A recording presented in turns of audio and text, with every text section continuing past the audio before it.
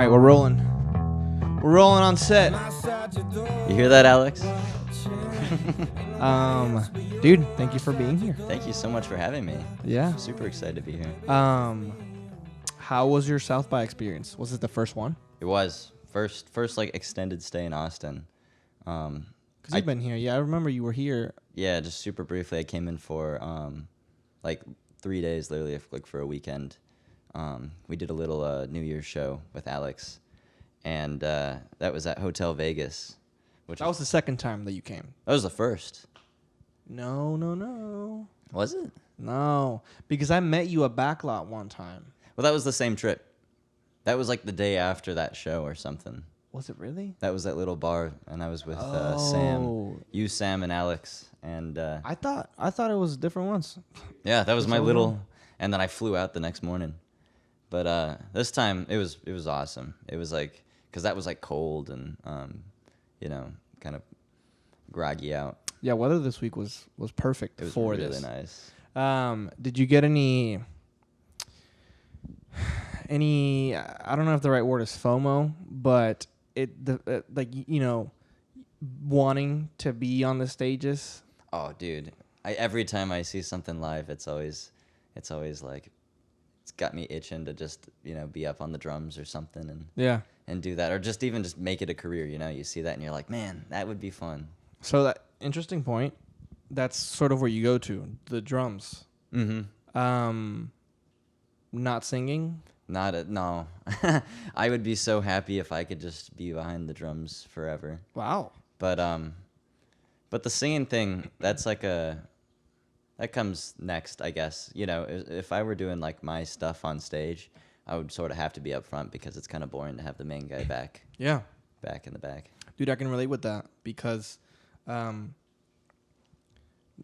obviously now, I mean, I can't play drums worth of shit, but when I started like doing music stuff, it was with drums. Like that's what it was all about for me. It's like I wanted to be a drummer, and I would. It's funny how we were just talking about the downloads. Mm-hmm. I would have my sister burn me these CDs specifically for. You ever watch wrestling, WWE? Every now and then. Well, like the entrance songs in the early 2000s were fucking sick. Yeah. And so I would just play these songs and play drums to them, obviously making my own parts and shit. Mm-hmm. Everything was but that's where everything started for me. And then eventually I learned how to play guitar, and then come high school, figuring out how to do everything, and then it's like, all right, who's gonna sing? I guess I have to do it. You have to. And so that sort of it seemed very relatable, because for you it seems like that part is also coming up as just like as from necessity, right? I mean, yeah. Did you ever try? And I'm saying, did you ever you've been doing this for a whole fucking 20 decades, right? But within your timeline, right? Did you ever attempt to give somebody else the room to just be the one that's saying over your music or something like that? So many times. So the first album that I did, 2019, mm-hmm. That was a complete instrumental album. And after that, I was like, yeah, I definitely want to have someone singing on the albums. And I had a friend at the time in high school who never had sang on anything recorded, but he had an incredible voice, and he would do stuff for church. And so I told him, hey, I got this set of songs. It would be cool if you could just sing on it. And I got spoiled with that guy for the first album because he had such a good ear that I could just tell him the melody I was thinking, and he would execute it perfectly. And so we did that first album with him on vocals. But the weird thing is, a lot of these guys, high schoolers, don't necessarily want to do music. Yeah. So they go off and they do their own thing, and it's impossible to nail someone down to record another project after you do it. So right. The next album came, and we just kept trying. I kept sending out. I put stuff on my Snapchat stories, and I'd be like, "Hey, anybody know how to sing?" And the first track I actually did around that time was with Alex. with Mr. Yate. Yeah. And How does that connection happen? Because I don't think I've asked YouTube. Alex, but I don't know. Really? It was a YouTube video, and there was he did a Genesis cover, and we're both big Genesis guys. So I saw that, and I was like, oh, that's cool. I was like 16, 17 at the time, and I left a comment. And I was like, this is sick. I make music that sounds like this if you want to work. And then he replied, and he was like, Instagram DMs are open. So nice. And then you slid in the DMs. And I slid right into the DMs. Hot. That's cool, man. I didn't know that that's how that happened. I mean, I figured there was a connection there, right? From that angle, you know, like Genesis and that era of music. Yeah. But that's sweet. Yeah. It was. And now we're here. Now we're here. You know, what's interesting is that it's all kind of full circle because during my time in Better Strangers, I was aware of you. Really? But in like looking back at it, I don't remember to what capacity. I remember seeing you on Instagram. You know, so that's you know, like, and I think it was because that's at the time where ironically enough, that was the same time that I was getting introduced to Genesis because I didn't know of Genesis. And so when the tour when Nick is happening and he's like learning the parts and everything, I may have this wrong, but did you guys have some sort of connection based on the stuff that you were posting on YouTube or something like that? I only found out later that, like, slightly. So I had no idea. I was posting that stuff. And then Nick and the Better Strangers guys, they did it was Nick and when he was doing that project with the Effect Band or whatever they were called. Oh, wow. So that's like super recent. Yeah, they did a live stream. And I was in my car coming back from class, and I accidentally opened the notification that said they were going live, so I didn't even mean to get Dude, I hate when that happens because you're like, shit, and I can't leave. Especially if there's only like 2 people in there. No, sorry, I'm just fucking squirreling right now. Yeah. But if there's like a shit ton of people, it doesn't matter. But when there's only like 3, you know what I mean? Or it's like embarrassing. Or it's like somebody from your high school or something, and you open the live and you're like, fuck. You pop and it's like you and them. And they do the wave. They wave at you. And now you just have to sit they click the button. It's like, wave at so-and-so. And you're like, fuck. And it's like always delayed too. So they're just staring down at the ground. Sorry, I didn't mean to interrupt. So that happened. Yeah, so I hop on this thing and Nick notices. And I think I asked a question or something. I was just like, oh, what kit are you like using right now? Because he posted some picture of a kit. So I was like, oh, cool. And he's like, oh, David Hale, like, what's up? And he answers, and then he mentions something that, like, he was using some of my drum covers during that Genesis period to just figure out, like, what his dad was doing in certain bits. And I was just like, my mind was blown. I was just like, no way. I didn't even know this guy was aware that I did the drum covers. So that's awesome. So I thought, yeah, that's cool. But yeah, full circle, man, because I followed the Better Strangers stuff. Yeah. When you were in the band, I was like, oh, that's yeah, sick. It's so weird because then I remember seeing Alex follow the band, and I was always snooping on our Instagram to see like who was following us and stuff. Yeah, naturally. And so I saw that, but the weirdest part with that is that a lot of people that I knew from the Austin scene followed him. So I'm like, okay, clearly there's a connection there. He must be from the Austin area, which is crazy. And so that sort of kickstarted that conversation, which then ended up here. And now we're here. I know. He told me, I remember it was the funniest thing ever because I'd been, we'd been working on stuff for a couple of years at this point. And he just sends me a text one day and he goes, I hung out with Ricky yesterday. And I was like, who's Ricky? Who the fuck is he's that like guy? the Better Strangers guy. And I was like, what do you mean? I'm like, how'd he get in Austin? And it's just that's the case with him. It's like he just makes these random connections out of nowhere and then texts me and he's like, yeah, you know this band? Yeah, I'm friends with that guy now. Yeah, it's super weird in a good way. Oh, you're here. Surprise. I kept hearing the laugh. I thought he was on the couch. He was like yeah, we're just flattering him from the other room. Yeah. Cool, man. Well, that's really cool. I'm glad that whole thing happened and that we somehow found each other. Yeah, dude. What what got you into drumming? I've always kind of, so growing up, my dad is a musician and a producer too. Wow. So he'd just have his music friends in and out of the studio. And he bought me a drum kit at like 2. Or my grandparents bought me a drum kit at 2. I got my first one.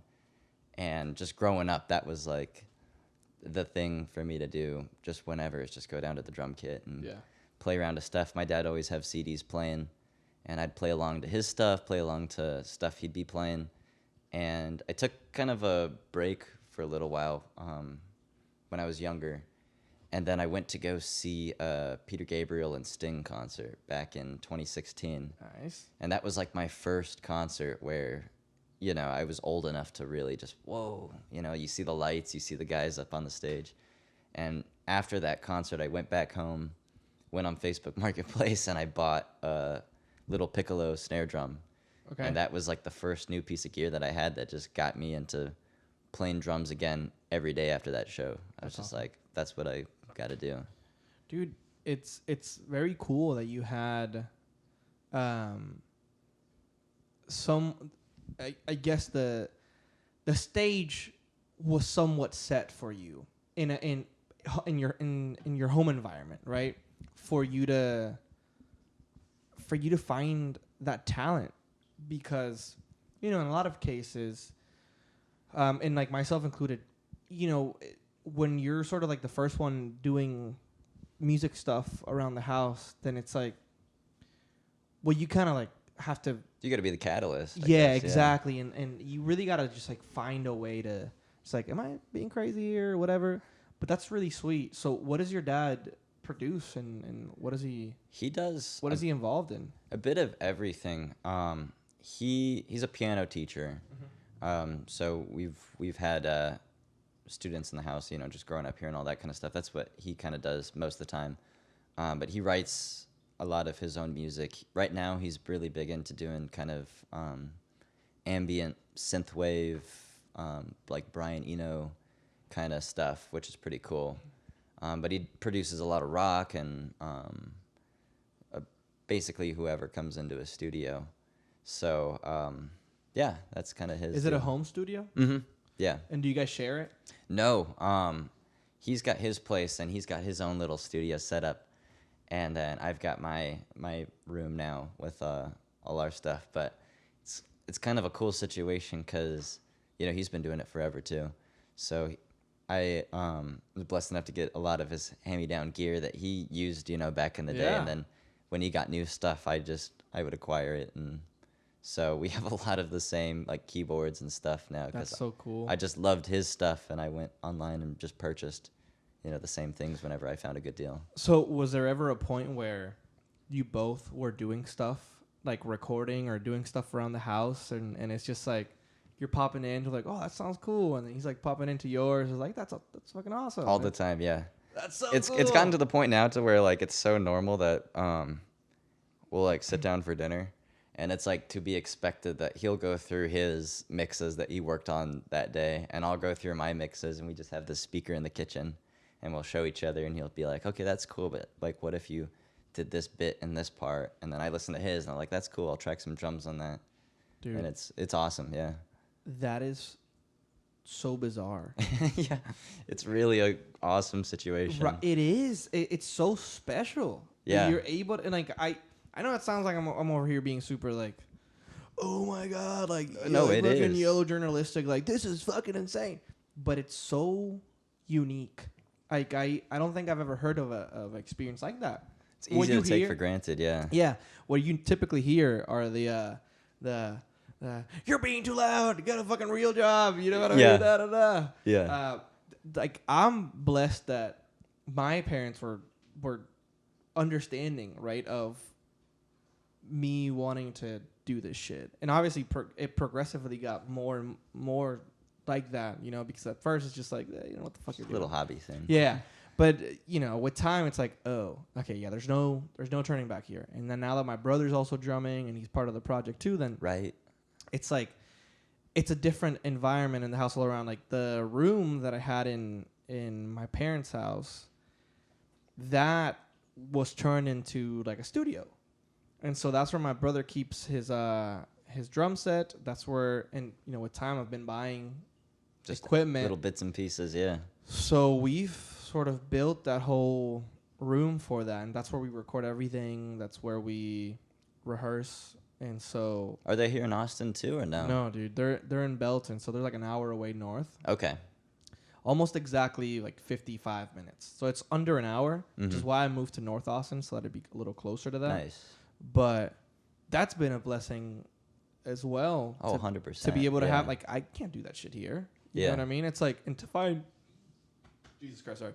And to find somewhere like a studio or something, it's not financially Oh, I know. feasible. Well, we were kind of talking about this earlier. Like, a lot of it came out of necessity too. It's like when I started doing my recordings, I didn't know how to play bass or guitar or any of that. My dad doesn't know how to play bass or guitar or anything. He's a keyboardist primarily, and I'm a drummer, and I do some keyboards too. But it's like it is so expensive to find someone that's willing to come in, and difficult in Albuquerque. I mean, we practically don't have a music scene out there. And I'm sure that whoever's there, It's very far, and they're doing it professionally, so they're gonna. You're not gonna have a friend that just happens to be very good at doing playing guitar or whatever. They're just like, dude, fuck yeah. I mean, I do this anyways in my room for free, so why not do it for my friend? right? No, right. it's like It's not like that at it's all. gonna be very limited. That's the nice thing about Austin so far is, and come across someone who's like not 50 that Yeah. like plays a music, plays an instrument. It's just like, yeah, Yeah, and that's so true. You know what I mean? There's no shortage of musicians here. Really, yeah. There's a Facebook group called Austin Musicians Wanted, and anytime because I'm on Marketplace all the time. Mm-hmm. So Same. when I'm done with my hourly scroll, I go over to my feed, and it's 9 times out of 10 it's just somebody posting, "Hey, I'm a bassist. I just moved to Austin," or "I'm a drummer. I'm looking for gigs," or whatever. That's awesome. And like, there's people commenting, "Yeah, we're looking for this." So it's pretty cool. There's just always work. That is so cool. Yeah, that's my big thing. It's like, I'd love to play with people. Love to do it more. I wanted to get into that. It's one of those things that I wrote on my little notepad. I don't think I've seen videos of you playing live. I don't know if there's many. Are there? There are some. And- I have I have 2 full concerts on film, but they're not like public anywhere, I don't think. Okay. Why don't you play as often? Is it because of that, the scarcity of musicians and like venues and? Pretty much, yeah. There's just no live scene in Albuquerque aside from like a couple of smaller venues, but like the local scene there is very heavy on just rap and metal. Okay. And there's really nothing in between. And then,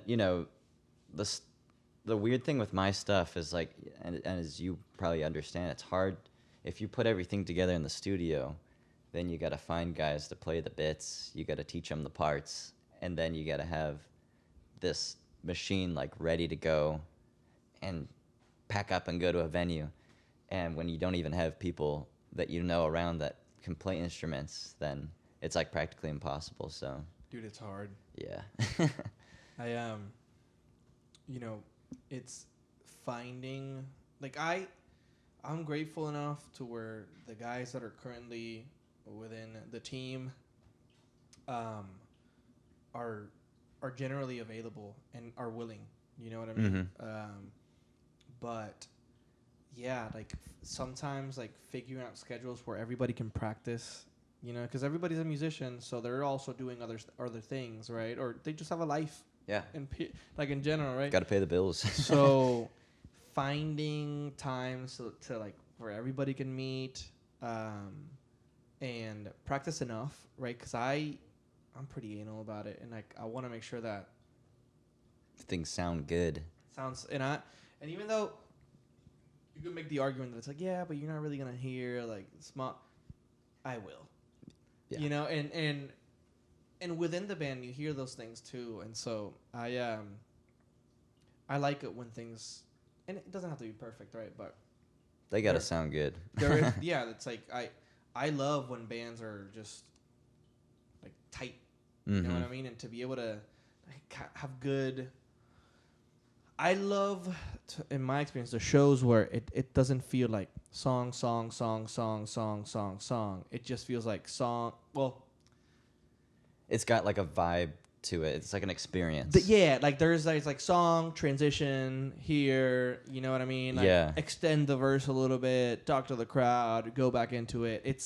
I love that kind of stuff. Yeah. So it just, you can't do that unless you're doing that or unless you're practicing often. Do you ever think about that? Like, do you ever listen to the stuff? And maybe you have played your stuff live a lot more than I thought. But have you ever thought about, like, you hear your music and then you go, that would be awesome if that bit were this long live, and then we went into this song, and you kind of create your like dream set list, and the lights would do this all the time, and when and typically it was just me thinking about it, but then I started playing with my brother a lot, and so we'd just be jamming, and it's like, dude, what if it just fucking strobes, fucking fireworks, and you're like fucking confetti comes down, and it's like all the time, and with Better Strangers, we would think about that shit too because the songs were so explosive. You know what I mean? That we were just like, we had it all mapped out. We had video ideas, but you had that sick music video with the pool and all that kind of stuff. I remember that. Which one? I don't remember the name of it, but with the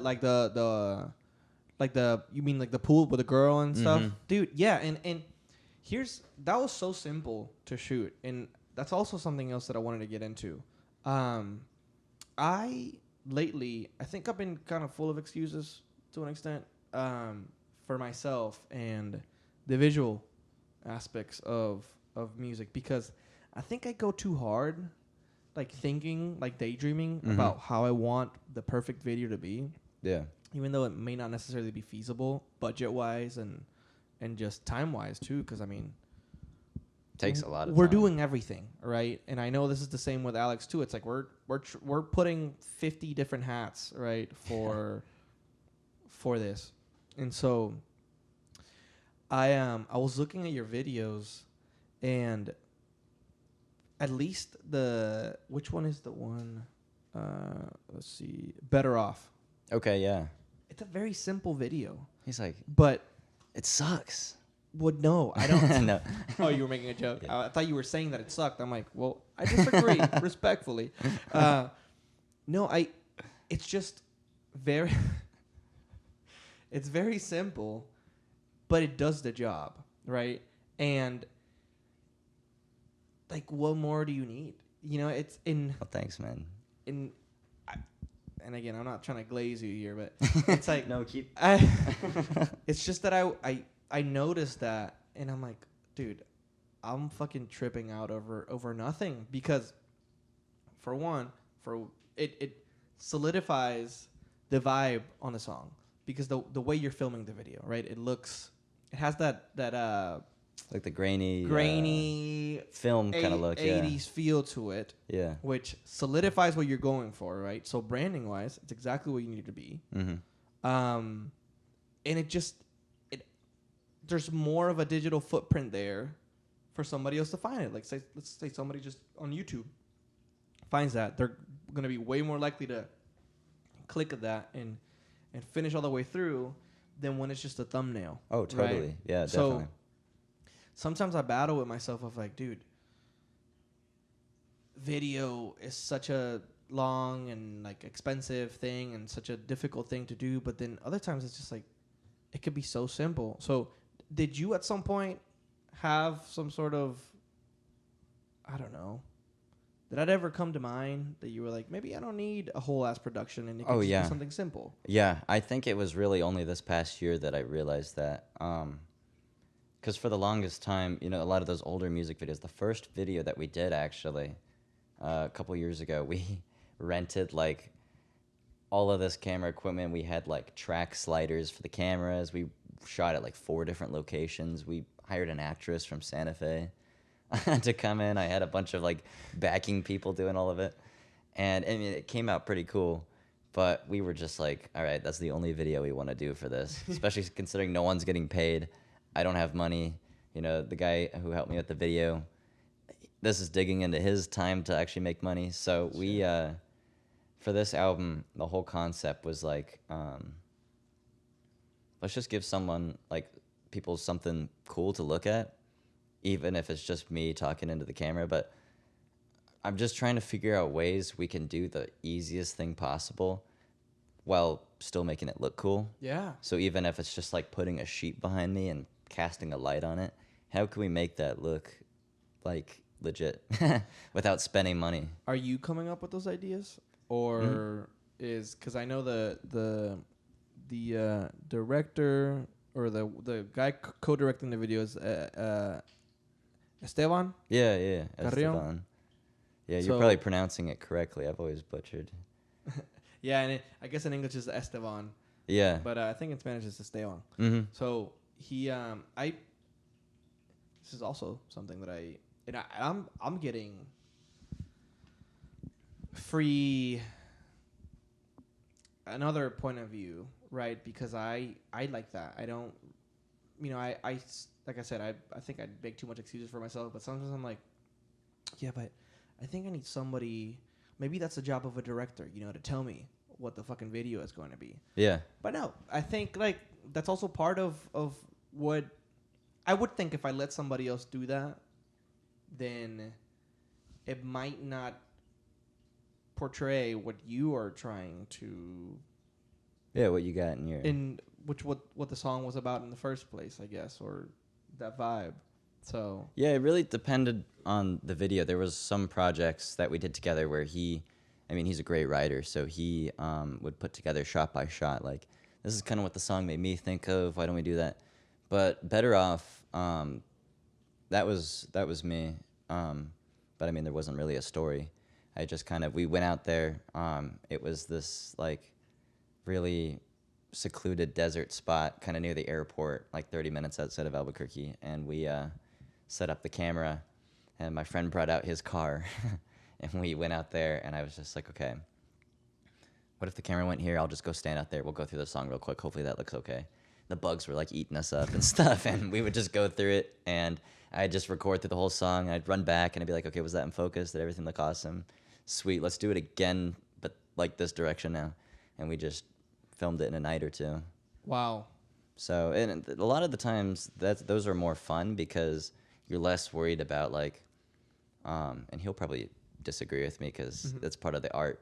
But like for me, it's more enjoyable because I'm not stressed about the order of, okay, the sun's here and this is happening at this point in the story. We better shoot this now before the sun gets here. Yeah, if we don't do this right now, we're fucked. Yeah, we got to get this done. We got to come back tomorrow. And like I got to make sure that my shirt is like the same as it was, and Right. I enjoy it so much more when it's just like the to the camera and then you call it a day. But like that's what we've been doing for every video so far for this record. And How many do you have? we did 2, but it's looking like we'll probably do a 3rd one maybe this summer if we have time to. And when you're talking about this record, which one are you referring to? So Better Off was the first single of 3 off of my next album called Off the Record. But it's not released yet, right? Not yet. Okay. March 28th though, so I think a week from this Friday. Nice. Yeah. Well, I was gonna say maybe this will be out. People will watch this like 18 years down the road. Who is this guy? It will not be. That's cool. Well, I'm excited to hear it, dude. Thanks, man. Yeah. Sound wise, what I heard your I don't know if it's the latest single, and it also props to you because I think you do a great job about staying pretty consistent in terms of putting out music. Oh, thanks, man. I struggle with that so hard because it takes me way too long between like projects and releases to do so. Sure, yeah. But you doing that, now I'm here thinking, I can't remember if it was the last one that you put out or the one before that, which is a great problem to have because it means that you're doing enough. But there's one of them that reminded me a little bit of that McGee vibe. Yeah. Is that sort of where you're taking the sound for the latest record, or is it just like kind of like a one-off? Or Well, the funny thing, I think the one you're talking about is the last one I did, the Just Like That, and that's the newest one off the record. And I only wrote that one because I discovered McGee, and I was like, oh, that's cool. Yeah. And so I wanted to do a track kind of like what I was hearing him do. And I just made this one, you know, the album was done. And then this one I made, and I took one off the album that I didn't like as much, which took me forever to figure out which one I wanted to cut. Yeah. Because I knew I wanted 10 on the album. And I think it's the perfect length. We cut it for an album. I 10 agree. songs. I agree. You can do 5 on the side. I was trying to keep it 45 minutes so that if I did a vinyl, I could release it as a record and not have to do a double LP. Have you released any vinyl? No, I wish.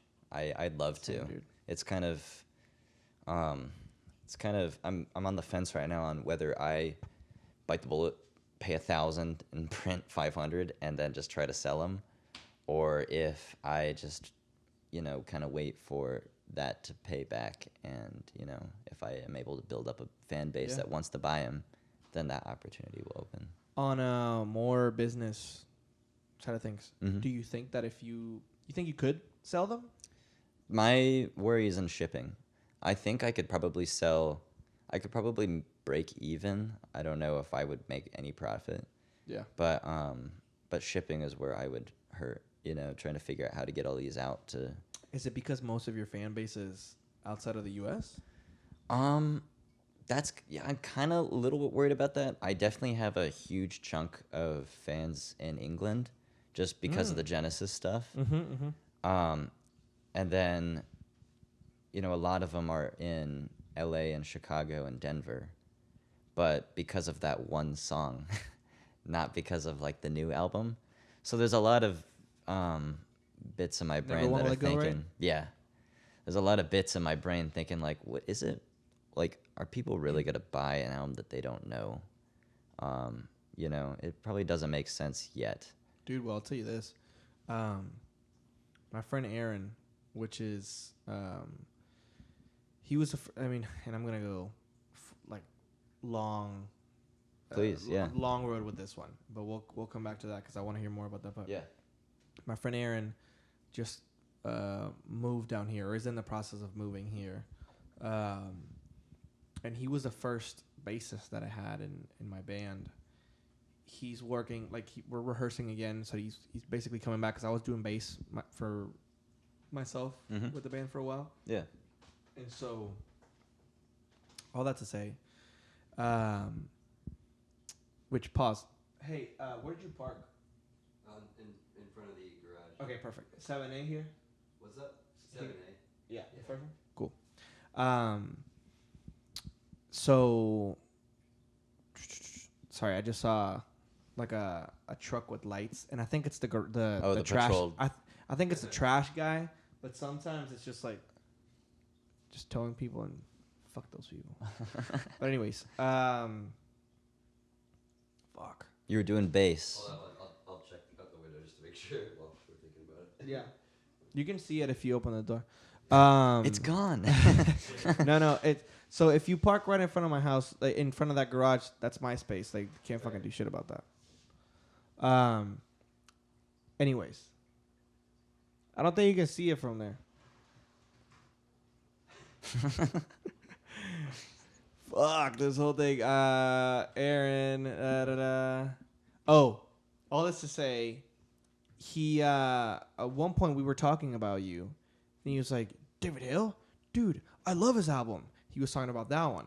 No way. And so it's crazy how he already knew about it. And so I wanted to ask you, I may have asked you this already via Instagram, but may have not gotten, we may not been able to talk about it. But yeah. How did that song blow up? I paid some kid $10 on TikTok I came across this thing on my For You page, and it was like songs to melt your speakers. And he just would post these every day, and it would be like a picture of a car on fire, and then the next slide would be just the album cover. And he was getting decent views. He was getting a couple 100,000 per video. So I was Wow. like, cool. So I sent him a DM on TikTok, and I was just like, hey, can you post my song? And he was like, yeah, sure. Which one do you want me to do? And I told him like track 7 or track 8, but like you listen and you let me know which one you'd want to do.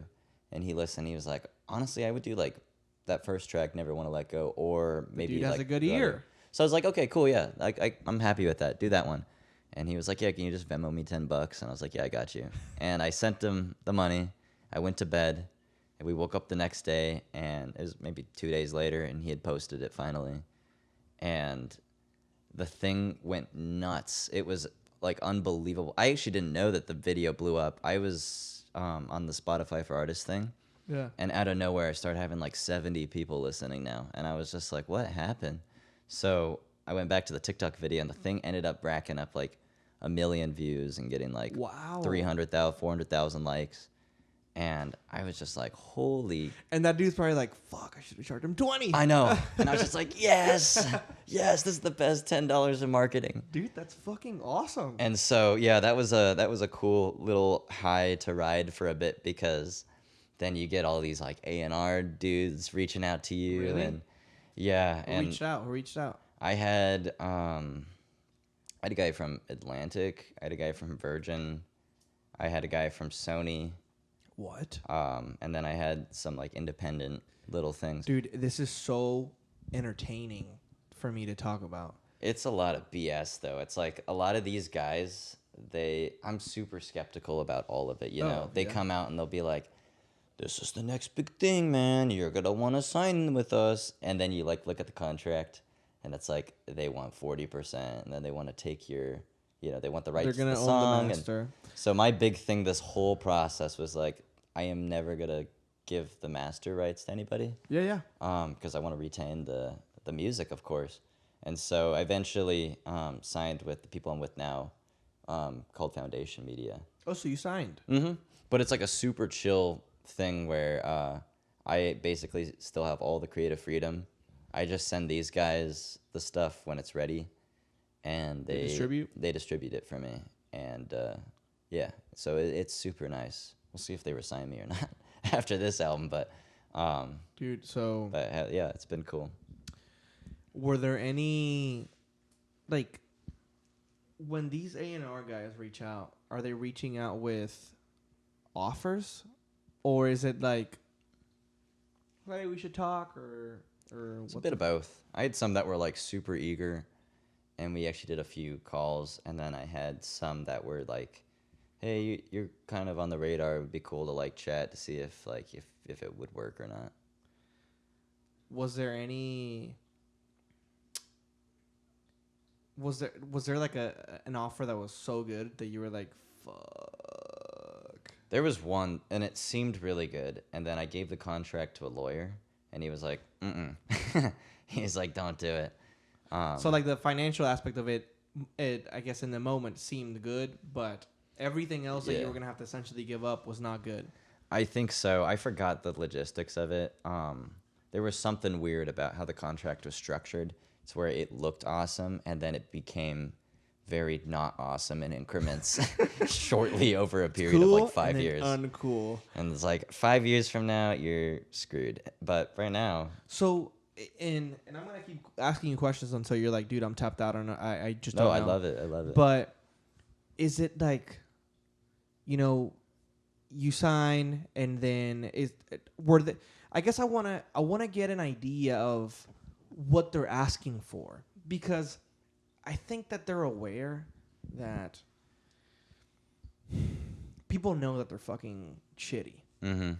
And so what are the things that they're kind of asking for? Because I mean, I feel like it's common knowledge that it's like, well, don't give away your masters. I mean, for people that are kind of in the know, you know what I mean? It's like, or they're going to like ask like 10 records off of you for, however many years. And if you don't, like in this period, and if you don't finish them, then like you're essentially you're never going to be able to break out of the contract. Like what were some of the things that were...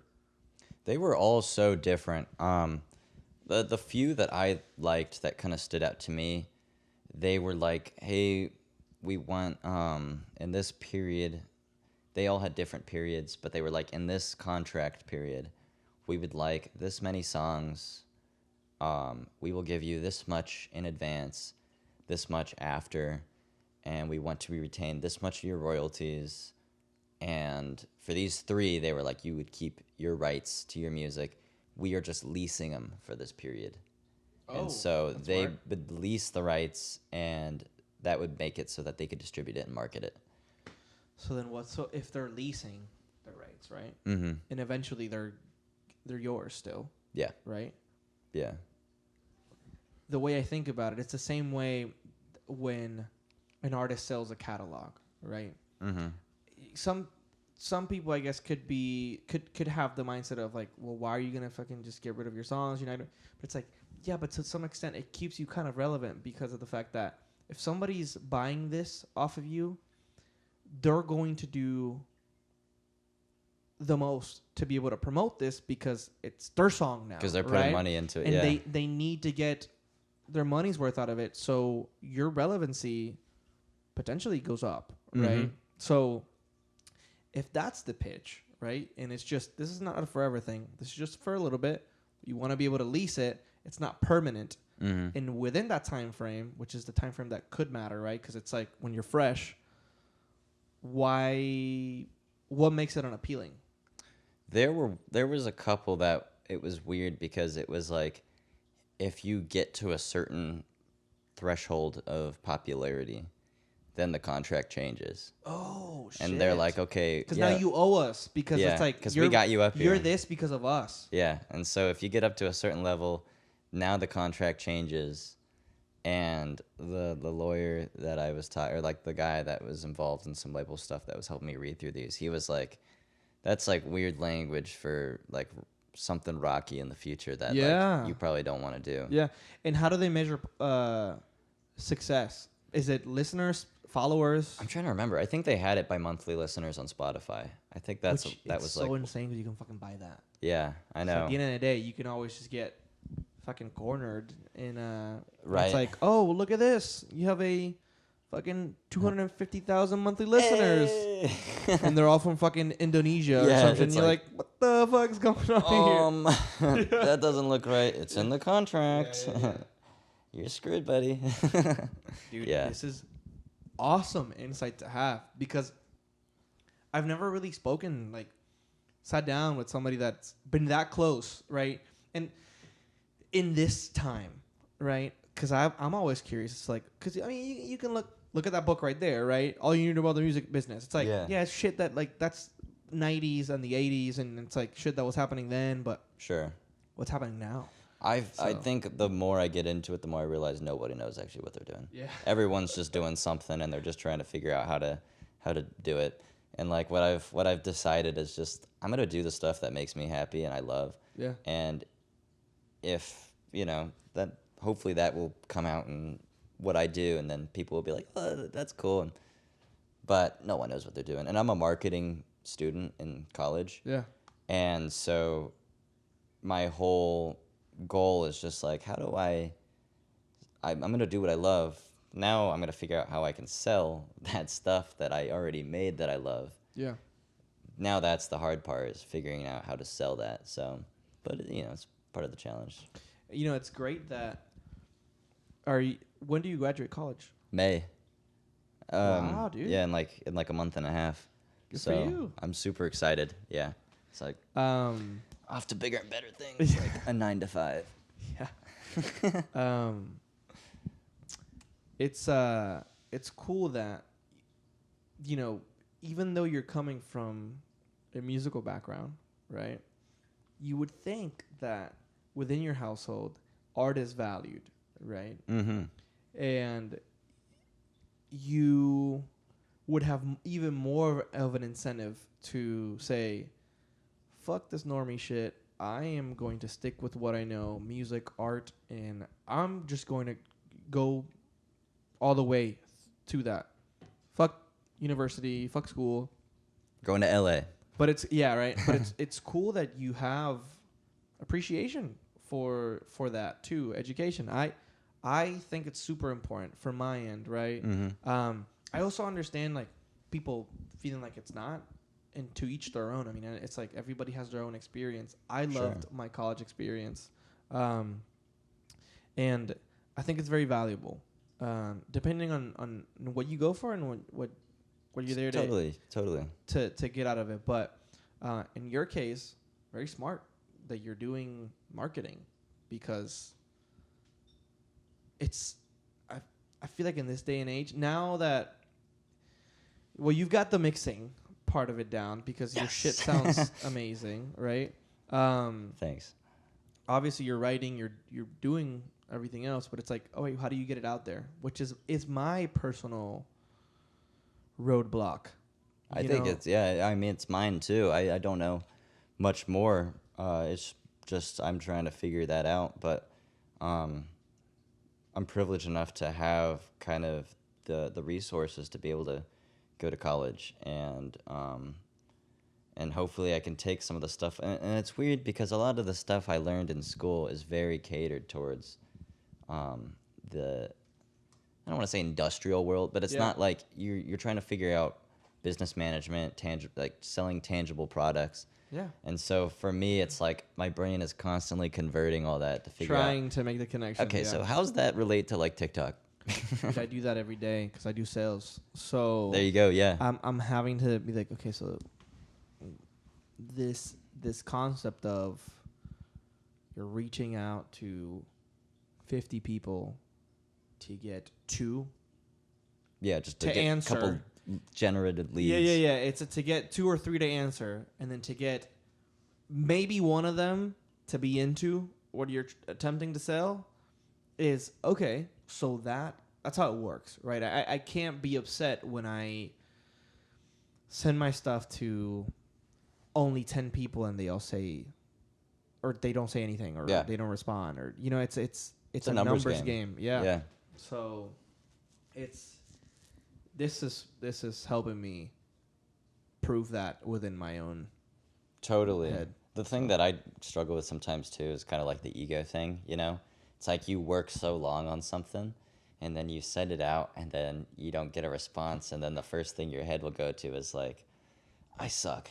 You know, like this isn't the way should I be doing this? It's like, should I work somewhere else? I agree. Dude, it fucks with me all the time. Yeah. Very recently for me, it was about the live set, like the live shows. I've been trying to book shows and it's just no's all around, or just no responses. And so, or even trying to get other bands to share the bill. Sure. With. Yeah. And I'm like, dude, what am I doing wrong? You know, and it's, I don't think there's realistically, there's nothing wrong. It's just a matter of, you guys just got to keep throwing it out pushing there. that boulder up the hill. hill. Yeah, it's like, all right, keep it going. Yeah. I think perseverance is like a major thing that like that sets people apart from like someone who tried to do it and then didn't figure it out, and then they're just like, we'll try something else.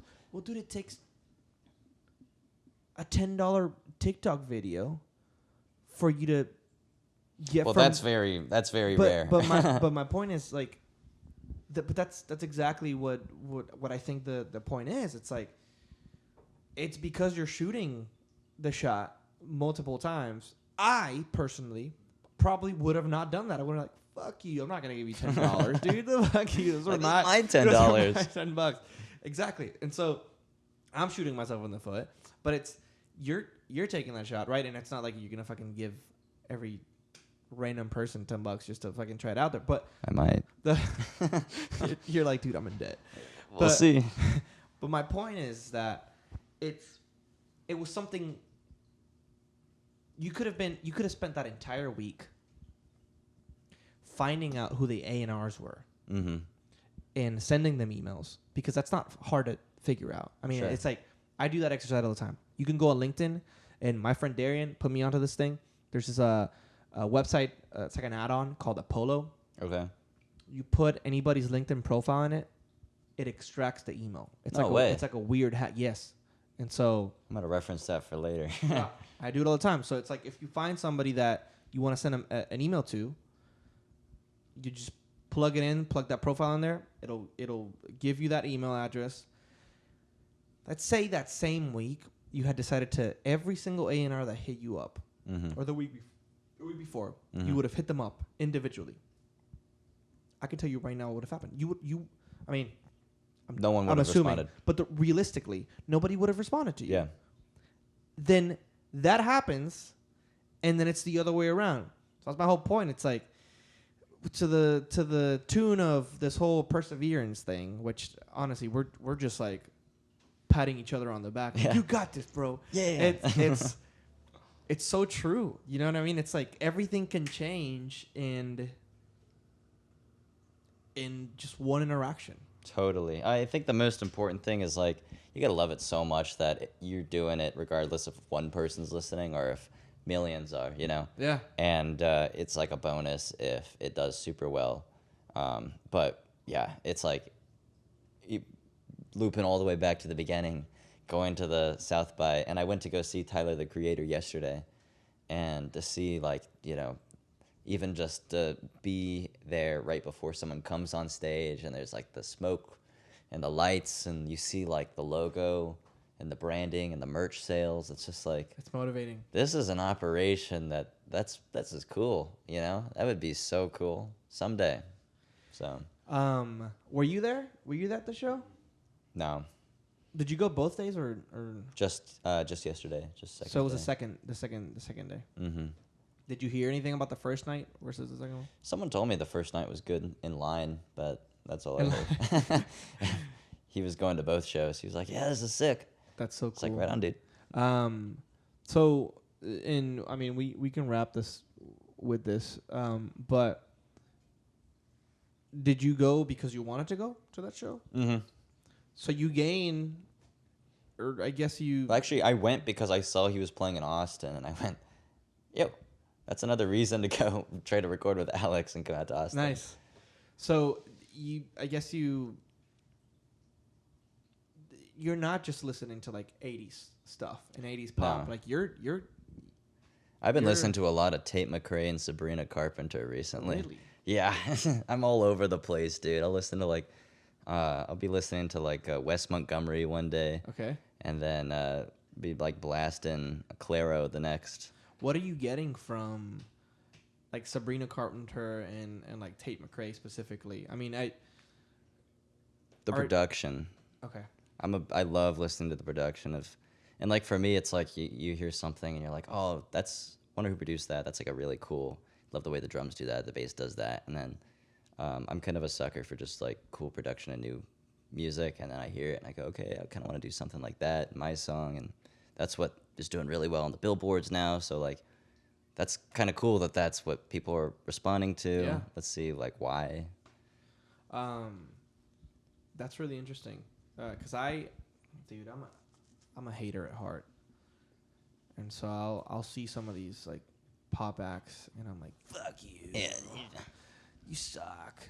And I have this thing where like I think that everything is, everybody is a nepo baby, and everybody is being pushed by a label, and everybody is an industry plant. Yeah. And I'm an idiot for that. But it's like watching the Grammys, these past Grammys, I was like, look at this. It's all bullshit. I'm like that to an extent, but I'm always thinking about the produce. There's some dude with like glasses and a hunchback in some chair that's been like, you know, using a mouse pad since Dude, 05.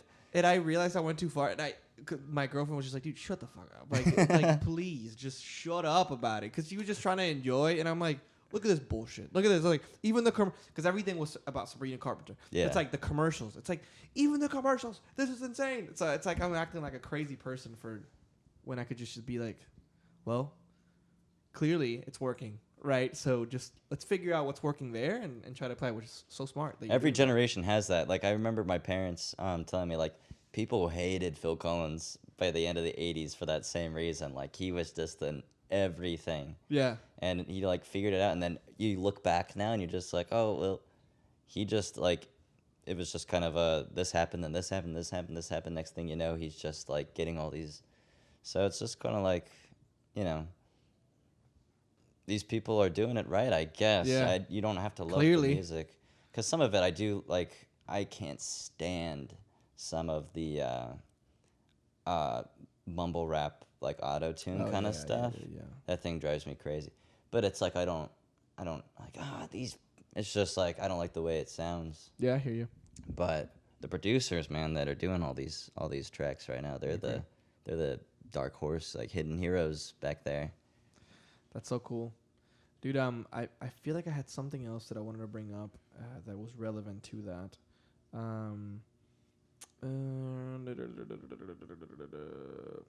Whatever. If I'll remember, I'll ask you in a second.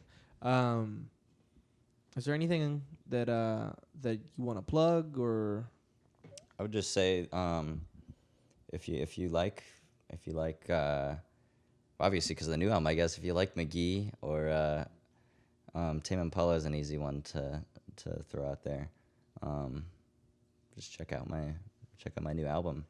I'm kind of oh yeah, and Alex is reminding me. Yeah, we're doing I guess won't be out. Well, be out soonish, I guess. Yeah, April. We're doing a set of 4 tracks together. Yeah. 3 or 4 tracks, and it's this cool little like collab thing that I can get kind of my 80s side out, and it's so much fun. Are you doing that before or after the album drops? After, yeah, it's perfect timing. That's a cool follow up. Yeah. It is, yeah, and these are cool because you know he's singing. We kind of wrote all these 50-50, and it's different than my stuff. So if you're a Yate enjoyer and a casual David Hale enjoyer, you'll love it. Sweet, dude. Thank you for doing this again. I love having these conversations, especially getting this deep into the whole like industry and all that. And I dude, I think you got it. Like your music is very, very polished, and Thank you. you're going back really quickly to what we were saying about how just singing out of sort of necessity. Mm-hmm. I think you found the sound. It sounds so good. I'm not just fucking saying that. I appreciate it, dude. That's like the biggest. I feel like my biggest flaw with that kind of stuff is like man, I can't quite get up there. And it's very easy to tell when like it's just not hitting. It sounds original. You know what I mean? It's like you got your own thing, and I'm excited to see you grow. I was super pumped when I was seeing like your Spotify just fucking. I think at one point it was like 100,000 listeners. It was like 110 or something, and I took a screenshot and I was like, Yeah, all right, yeah. this is it. The song was like 2 million, and when I was seeing that, I was like, fuck. I hope that he doesn't blow up before I can get him on the podcast, because he's probably not gonna want to do it. And I'm glad you're here, dude. So, Dude, I'm stoked to be here. It's honestly super exciting. I love just like being able to sit down and just talk about that kind of stuff, because hell yeah. you don't get the opportunity to do it a whole lot. Well, I hope that things keep going well, and that maybe you move to Austin eventually. That's very near future. That would be sick. And if you do, hey, I will gladly play in your band. And likewise, like I know your brother's a drummer, but maybe we can do the double drum thing every now That and would be then. fucking badass. I know So- you would love that. Yeah, that'd be fun. All right, cool. Well, thanks again. Right on. Peace. Thanks. I'm outside your door.